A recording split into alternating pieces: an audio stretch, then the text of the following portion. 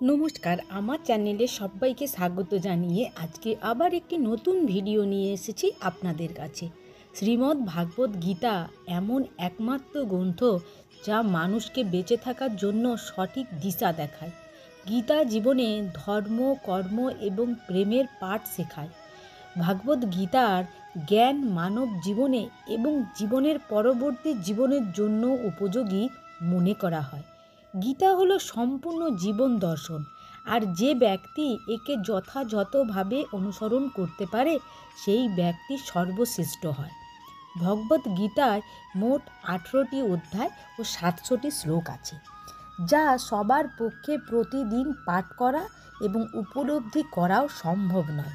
সেই জন্য অত্যন্ত গুরুত্বপূর্ণ এই ভিডিওতে আমরা ভাগবত গীতার 231টি উপলব্ধি নিয়ে কথা বলবো, যেটা জানার পর আপনি শ্রীমদ্ ভাগবত গীতার প্রকৃত অর্থ জানতে পারবেন। তাই এই ভিডিওটি রাতে ঘুমানোর আগে কিংবা সকালে ঘুম থেকে উঠে পারলে একবার শুনবেন। তাহলে চলুন শুনে নেওয়া যাক। স্বয়ং ভগবান শ্রীকৃষ্ণ নিজের মুখে বলেছিলেন যে এই সংসার আমার তৈরি, আমার মায়া দ্বারা আচ্ছন্ন। এই সংসার আমার দ্বারাই সৃষ্টি হয়েছে। আমি এই সংসারের পালনকর্তা, আবার আমিও সব কিছুর বিনাশ করে থাকি। আমি অতীত, বর্তমান ও ভবিষ্যতের সকল প্রাণীকেই জানি, তবে আমাকে কেউই জানতে পারে না। ভগবান শ্রীকৃষ্ণ বলেন, যেমন প্রকাশের জ্যোতি ঝলমল করে তেমনভাবে সত্যও ঝলমল করে। এইভাবে মনুষ্যকে সর্বদা সত্যের পথেই থাকা উচিত। মৃত্যু হলো একটি অটল সত্য, যাকে কখনোই পরিবর্তন করা সম্ভব নয়। যখন থেকেই এই সংস্কার নির্মাণ হয়েছে তখন থেকেই জন্ম ও মৃত্যুর চক্র ঘুরে চলেছে। যেভাবে মানুষ তার পুরাতন বস্ত্র ত্যাগ করে নতুন বস্ত্র পরিধান করে, ঠিক সেই রকমই আত্মাও পুরাতন জীর্ণ শরীর পরিত্যাগ করে নতুন শরীর ধারণ করে। এটাই প্রকৃতির নিয়ম। এই কঠিন সত্যকে মেনে নিয়ে ভয় মুক্ত হয়ে বর্তমানে বাঁচা উচিত। আর যারা প্রকৃত জ্ঞানী ব্যক্তি, তারা না তো মৃত ব্যক্তির জন্য শোক করে, না তো মৃত ব্যক্তির জন্য কান্না করে। কেন? তিনি জানেন যিনি মারা গেছেন তিনি আবার জন্ম নেবেন, আর যিনি জীবিত আছেন তিনিও নিশ্চয়ই একদিন মারা যাবেন। ভগবান শ্রীকৃষ্ণ বলেন, মনের শান্তির থেকে বড় সম্পদ এই পৃথিবীতে আর কোনো কিছুই নেই। যে ব্যক্তি নিজের মনকে শান্ত রাখতে শিখে গেছে, তার থেকে বড় ধনী এই সংসারে আর কোথাও নেই। সময় সব থেকে শক্তিশালী, কারণ সময় কখনো মনুষ্যের তৈরি পথে চলে না, মনুষ্যকেই সময়ের তৈরি পথে চলতে হয়। একেই তো নিয়তি বলে। জীবন তখনই কঠিন হয় যখনই আমরা নিজেকে পরিবর্তন করার পরিবর্তে পরিস্থিতিকেই পরিবর্তন করার চেষ্টা করি। কর্মই হলো সব থেকে বড় ধর্ম।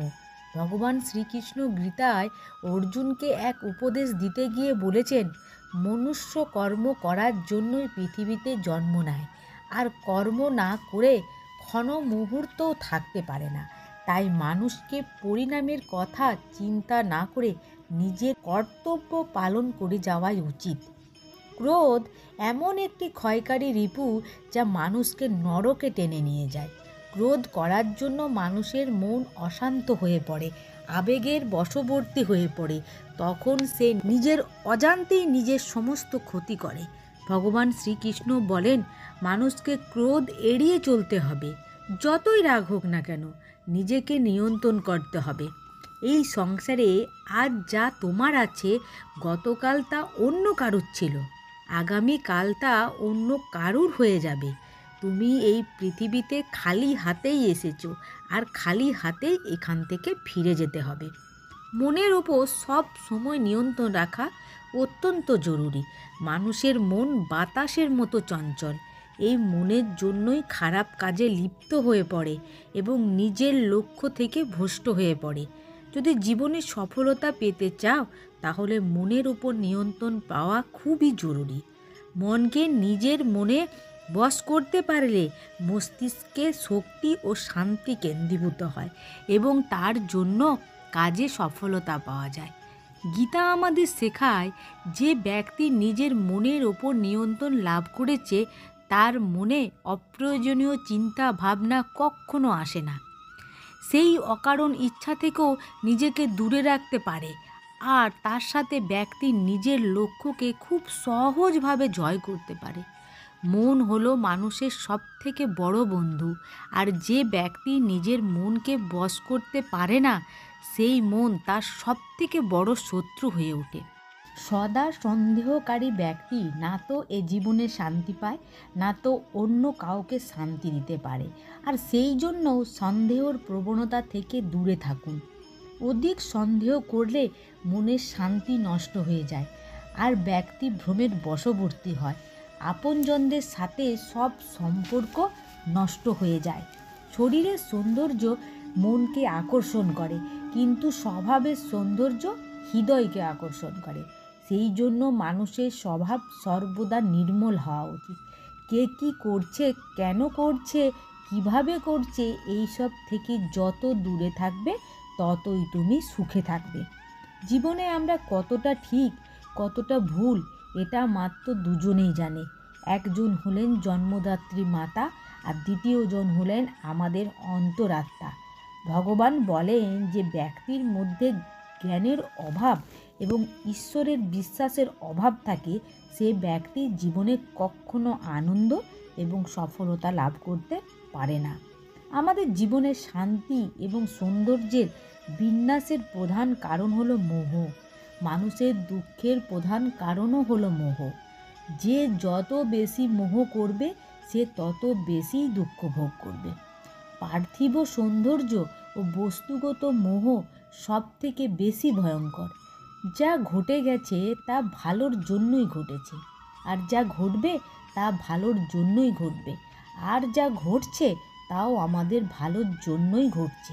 ভগবান আমাদের সেটা দেন না যেটা আমাদের ভালো লাগে, ভগবান আমাদের সেটাই দেন যেটা আমাদের জন্য ভালো। এই পরম সত্য যিনি উপলব্ধি করতে পারেন তিনি মনুষ্যদের মধ্যে সর্বশ্রেষ্ঠ। সুখ দুঃখ মান অপমান লাভ ক্ষতি এই বিভিন্ন পরিস্থিতিতে যিনি অটল থাকতে পারেন, এই রকম ব্যক্তিগতভাবে সেই মানুষই সবথেকে শক্তিশালী। তাই গীতায় এই রকম মানুষকে স্থিতপ্রজ্ঞ বলা হয়ে থাকে। তাই হ্যাঁ অর্জুন, তুমি স্থিতপ্রজ্ঞ। ভগবান শ্রীকৃষ্ণ অর্জুনকে বলেছিলেন তুমি স্থিতপ্রজ্ঞ।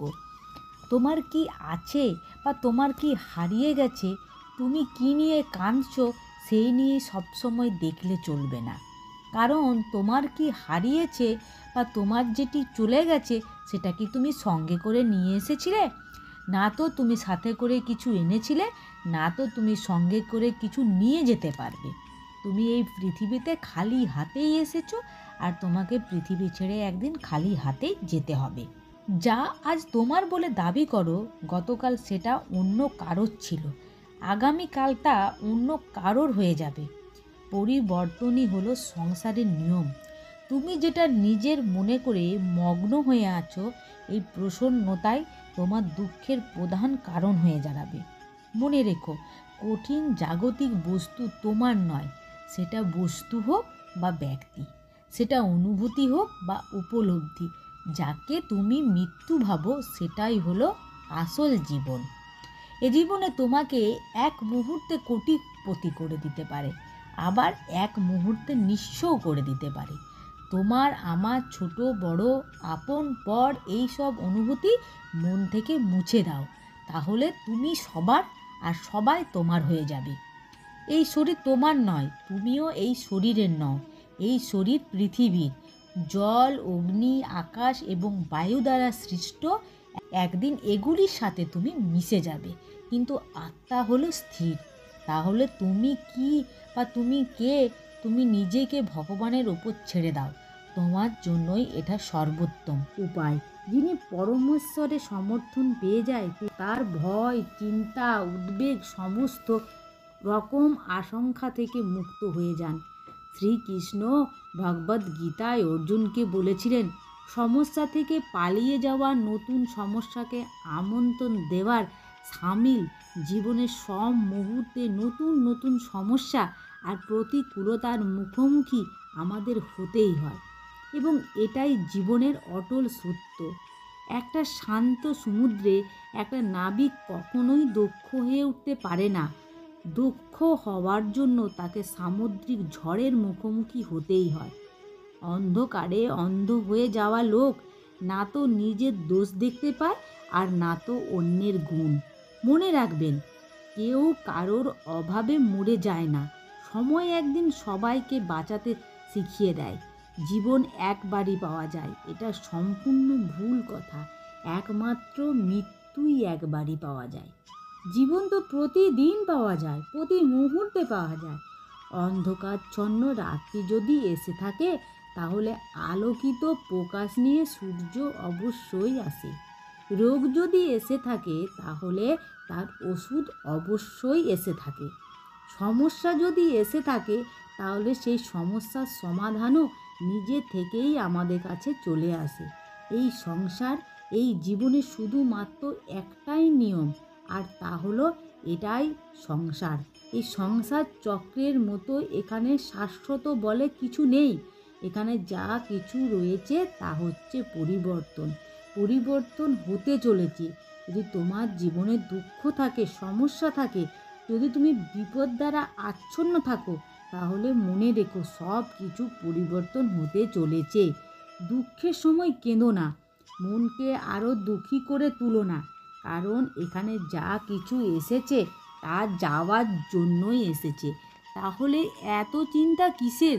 তাকে কখনো খুঁজো না যে পৃথিবীতে সবচেয়ে সুন্দর, বরং তাকে খোঁজো যার জন্য তোমার পৃথিবী সুন্দর হয়ে যাবে। সুখ মানুষের জীবনে অহংকারের পরীক্ষা নেয়, দুঃখ ধৈর্যের পরীক্ষা নেয়। একজন শিক্ষিত মানুষের মধ্যে মনুষ্যত্ব না থাকলে সেই শিক্ষা মূল্যহীন হয়ে যায়। যদি কেউ তোমাকে নিচে নামানোর চেষ্টা করে, তাহলে বুঝে নিও তুমি আগের থেকেই তার থেকে উপরে উঠে আছো। মনে রেখো, যাই হয়ে যাক না কেন, নিজের প্রতিভার অহংকার কখনোই করবে না। পাথর যখন জলে পড়ে যায়, তখন সেটা নিজের ওজনের কারণেই জলে ডুবে যায়। অনেকেই মনে করেন যে সংসারে কাজ কর্ম ত্যাগ করাই হলো সন্ন্যাস। কাজকে তারা বন্ধন বা দুঃখের কারণ বলে মনে করে, তাই সকল রকম কাজকে পরিত্যাগ করে, কিন্তু তার ভুল করা কর্মকে ত্যাগ করে না, বরং কর্মফলের আকাঙ্ক্ষাকে ত্যাগ করাই হলো আসল ত্যাগ। আসল ত্যাগ বা সন্ন্যাস। তোমার আফসোস তোমার অতীতকে পরিবর্তন করতে পারবে না, আবার তোমার দুশ্চিন্তা ও ভবিষ্যৎকেও পরিবর্তন করতে পারবে না। সেই জন্যই বর্তমানের আনন্দ উপভোগ করাই সব থেকে সুখের। ভগবান শ্রীকৃষ্ণ আরও বলেন, যে তোমার পাশে থাকে ও তার পাশে সব সময় থেকো, আর যে তোমার সাথে প্রতারণা করে তাকে তুমি ত্যাগ করো। যে স্থানে তোমার কোনো অধিকার নেই, সে স্থানে কখনোই যাওয়া উচিত নয়, কারণ এটা করলে লোক তোমাকে বোকা এবং দুর্বল ভাববে। যেখানে বৃষ্টি হয় না, সেখানে ফসল খারাপ হয়ে যায়, আর যেখানে সংসার থাকে না, সেখানে বংশ খারাপ হয়ে যায়। যেসব লোকে বলে যে তাদের কাছে সময় নেই, আসলে তাদের কাছে আপনজনের তালিকায় তোমার নামই নেই। মুখের কথাকে এতটাই মিষ্টি রেখো, যদি তা ফিরিয়ে নিতে হয়, তাহলে যেন তোমার তা তেতো মনে হয়। নিজের মধ্যেই কিছুটা অভিমান থাকা জরুরি, না হলে লোক তোমাকে সেখানেও বঞ্চিত করার চেষ্টা করবে যেখানে তোমার অধিকার আছে। যতক্ষণ না তুমি নিজের কাছে হেরে যাচ্ছ, ততক্ষণ পর্যন্ত পৃথিবীর কেউ তোমাকে হারাতে পারবে না। দুর্বল তুমি নও, দুর্বল তোমার সময়, আর সময় প্রত্যেকের পরিবর্তন হয়। ভগবান শ্রীকৃষ্ণ বলেন, তোমার অতীতেকেই পরিবর্তন করার ক্ষমতা আমার নেই, কিন্তু তুমি যদি বর্তমানে ভালো কর্ম করো, তাহলে আমি তোমার ভবিষ্যৎকেও অবশ্যই পরিবর্তন করতে পারি। শুধু নিজের কর্ম করতে থেকো, যে কখনো জীবনে সংকটে পড়েনি সে কখনো নিজের শক্তি সম্পর্কে জানতে পারে না। যে অন্যের দুঃখকে অনুভব করতে পারে, যার মনে দয়া আছে বা মন থেকে শুদ্ধ, সেই এই পৃথিবীর জন্ম মৃত্যুর চক্র থেকে মুক্ত হয়ে যায়। কাউকে কিছু দিয়ে কখনো অহংকার করো না। কে বলতে পারে তুমি সেটা তাকে যে দিচ্ছ সেটা কোনো পূর্ব জন্মের তোমার ঋণ শোধ করছো। অহংকার মানুষের বংশ, বৈভব, প্রতিষ্ঠা তিনটেকেই নিয়ে চলে যায়। যদি কাউকে বিশ্বাস করতে হয় তাহলে তার কথাকে নয়, তার ব্যবহার দেখে বিশ্বাস করো। অতিরিক্ত রাগের সময় চুপ থাকলে এবং ভুলের সময় কিছুটা মাথা নত করলে জীবন আরও সহজ হয়ে ওঠে। ভগবান বলেন, যে ব্যক্তি আমাকে জেনে যায় সে কষ্টে ভরা পৃথিবীর ভ্রমণ মৃত্যু চক্র থেকেও মুক্তি লাভ করে। যে ব্যক্তি ভগবদ গীতা পড়ে এবং তাকে অনুসরণ করে তার জীবন থেকে সমস্ত দুষ্কর্ম নষ্ট হয়ে যায়। গীতায় বলা হয়েছে, মনুষ্য জীবনে কোনো ব্যক্তি চেষ্টা করলে তার আত্মাকে পরমাত্মায় বিলীন করতে পারে, আর ভক্তির দ্বারাই এটা সম্ভব। এই জন্যই বলা হয় মনুষ্য জন্ম লাভ করা সৌভাগ্যের কথা। মায়া এবং মোহের চোখকে আবদ্ধ হয়ে একজন ব্যক্তি অসৎ, ব্যভিচার, লোভ, জুয়াড়ু আসক্তে আকর্ষিত হয় আর নিজের সাথে পরম আত্মার সম্পর্কের কথা ভুলে যায়। আত্মার সাথে পরম আত্মার সম্পর্ক স্থায়ী এবং অবিচল হয়। জাগতিক অন্য সব সম্পর্কই যেমন মাতা পিতা, স্বামী স্ত্রী, সন্তান, শত্রু, বন্ধু সব কিছুই অনিত্য ও অস্থায়ী হয়। অর্থাৎ এই সম্পর্কগুলো একটা জন্মেই সীমিত। যখন আত্মা অন্য শরীর ধারণ করে তখন সব সম্পর্ক পরিবর্তন হয়ে যায়। ভগবান বলেন, আত্মা হলো সচিদানন্দ স্বরূপ, অর্থাৎ সর্বদাই আনন্দে থাকা। আত্মা এই দুনিয়ায় সুখ দুঃখে প্রভাবিত হয় না। মনুষ্য জীবনের 4 স্তম্ভ ধর্ম, অর্থ, মোক্ষ এবং কর্মের জ্ঞান যে ব্যক্তির হয়ে যায় আর এই সংসারে থেকে মুক্তি লাভ হওয়া সুনিশ্চিত। ভগবান বিস্তারিতভাবে ভগবদ্গীতায় বলেছেন, হিন্দু, মুসলিম, শিখ এগুলি কোনোই আদি ধর্ম নয়। কর্ম করতে করতে ব্যক্তিকে জীবনে কিভাবে চলতে হয়, জীবনকে কিভাবে সঠিকভাবে ব্যবহার করতে হয়, শাস্ত্রে উল্লিখিত নিয়মগুলির পালন করে সাথে জীবন কাটানোই আসল কর্ম। অর্থ বলতে এখানে ভগবান ধন সম্পত্তির কথা বলেননি।